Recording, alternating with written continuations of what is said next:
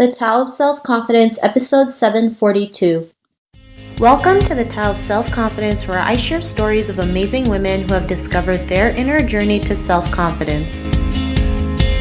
Visit our website at thetaoofselfconfidence.com. Your inner journey to self-confidence awaits.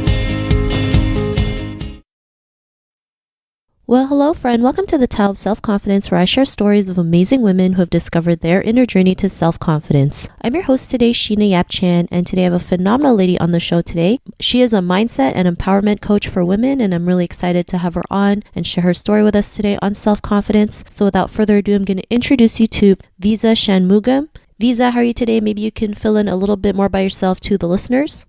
Yeah, absolutely. I'm great today. Thank you. My name is Visa, and I always say I'm like the credit card. And that's what I do is I help empower and transform women's lives by helping them connect to themselves. These are usually very highly successful women, and they think their problem is lack of confidence. And their lack of confidence then comes through as I help them connect to a part of themselves that they've long forgotten about. Thanks for sharing that. And Visa, what's your cultural background? I call myself tricultural. I'm Indian. That's where I was born. I lived there until I was 11. And then I moved to the UK, lived there for another 10, 11 years. And then I've been in the US for the last 16 years. So when people ask me where I'm from, I don't usually have a straight answer for them. Awesome. Well, thanks for sharing that. And what'd be your favorite self-confidence quote? My favorite quote would have to be, confidence is not, they will like me. Confidence is, I will be fine if they don't. Thanks for sharing that great quote. And in your own words, how do you define self-confidence? Self-confidence is, it's when you're in complete alignment with your spirit, body, soul, and mind. And it's the realization that I don't need the love, adoration, or the validation or recognition from others to make myself feel whole. It's when you're able to give yourself all of those things, and that's what makes you feel whole. You don't wait for others to tell you how awesome you are. And for me, that's been a lifelong journey up until now. I used to wait for other people to tell me how awesome I was. And when I didn't get that, I would feel like my whole world crumbled. Thanks for sharing that. And I think we all used to feel that way, especially as Asian women. We always have this, we always have to seek approval, knowing that we're enough. But really, it really just starts with us, and remind ourselves that we are more than enough, regardless of what anyone tells us, regardless of what happens. And the more we can remind ourselves that, the better we can be. So thanks for sharing that great definition. And Visa, what was your life like before your discovery of self-confidence? As I, briefly mentioned, I was a total people pleaser. My self-esteem was tied to my grades, how well I did at work, whether my managers noticed me or not, how well my lecturers and, college lecturers noticed me. And it was tied to my promotion, pay increases, what kind of a company I worked with. It was all the external things that I think as children we pick up based on our, upbringing from our parents, on what we tie our self-confidence to. And I realized that my confidence was a complete yo-yo because it was I was tied to external variables. So if my career was going well, my confidence was up. And the times I was a stay-at-home mom, my confidence was I was depressed. I didn't know where my identity came from. And so having your life be a yo-yo, that's exhausting because your emotions are constantly tied to things outside of you. I placed responsibility on my husband, my parents to make me feel good. And I was miserable without really knowing why I was miserable. And I just kept chasing success, and I was never able to find it. When I found it, it would just kind of feel like it was slipping through my hands, and I'd be back to looking and searching again. And my health took a major toll because of it. I got an autoimmune disease. And on the outside, I looked like I had the perfect life. I had a career, I had a husband, I had 2 kids, I had financial stability. But on the inside, I woke up every day wondering, is this all there is to my life? I don't feel happy. And I felt so guilty and ashamed because of it. Thanks for sharing that. And I think we all go through that, right? And sometimes we have to look we just have to think, who are we, if we don't have all the external, the external stuff, like the cars, the job, the status. I know sometimes society feels, programs us to think success is having all that, but really success is just how you live your life your way, what makes you feel happy, and knowing that, you can go out there and create a positive impact, even if it's just one person. And, what was that point in your life when you realized you can go out there and be who you are today, have that confidence? What was that aha moment?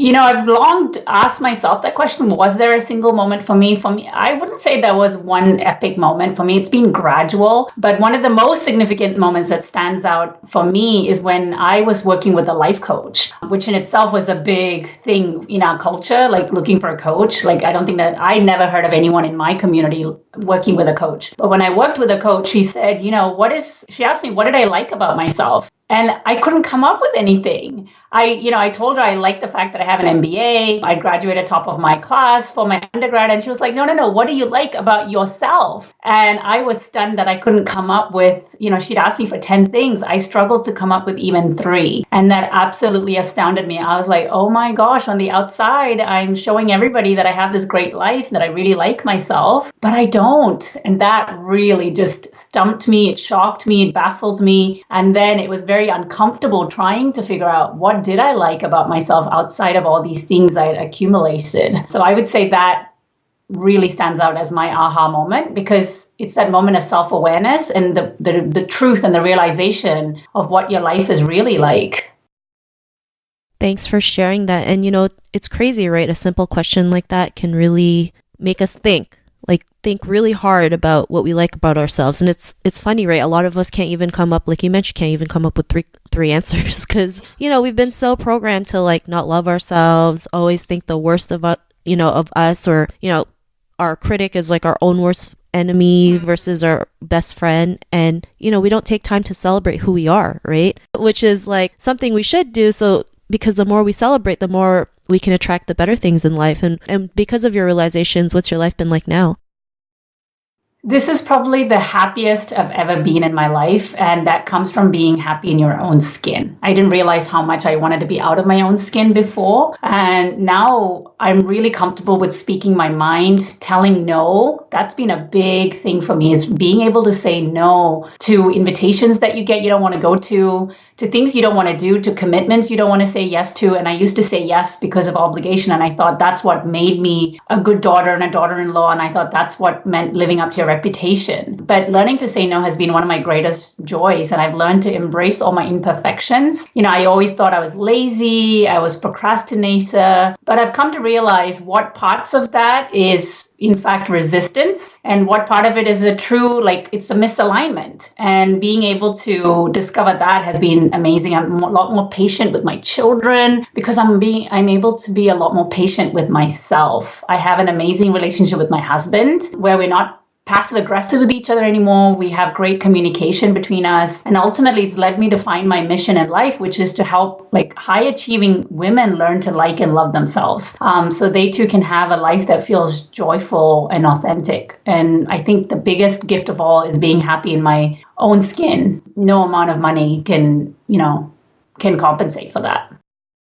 Thanks for sharing that. And to the woman who's listening to your episode, she may be in her own journey to self-confidence. What would be that one tip you'd give to her?